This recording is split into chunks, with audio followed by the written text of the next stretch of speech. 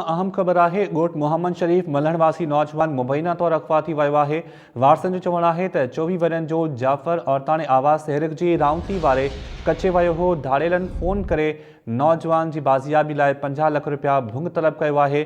वारसनि तरफ़ां इहो चयो वियो आहे। यह ख़बर असां सां शेयर कयूं पिया मीरपुर माथेलो मां, जिते ॻोठ मोहम्मद शरीफ मलहण वासी नौजवान मुबैना तौर अगवा थी वियो है। तफ़सील मालूम कंदासीं। बरकत मीरानी लाइन ते मौजूद है। बरकत, छा तफ़सील आहिनि? वारसनि छा पुलिस सां राब्तो कयो आहे?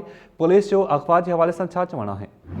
जी, शायद मीरपुर माथले जो ॻोठ शरीफ मलहण मां मुबैना तौर ते नौजवान है 24 वरनि जो जाफ़र मलहण जेको औरताने आवाज़ ते हरख जी अगवा थी वियो आहे।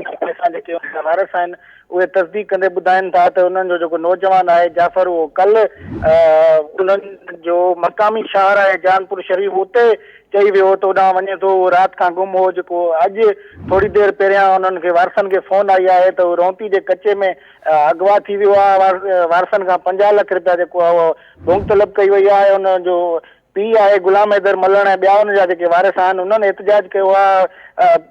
पुलिस खां मुतालबो कयो आहे त उन्हनि जो जेको नौजवान रोंती जे कचे में अगवा थी वियो आहे उनखे फौरी तौर ते जेको आहे बाज़ियाब करायो वञे। उन्हनि चयो त धाड़ेलनि धमकी ॾिनी आहे त जेकॾहिं 50 लाख रुपया उन्हनि खे फौरी तौर ते न पहुचा विया त नौजवान खे नुक़सान ॾींदा। उन्हनि SSP घोटकी खां अहिड़ो मुतालबो कयो आहे त नौजवान जी बाज़ियाबी लाइ कदम खयां वञनि।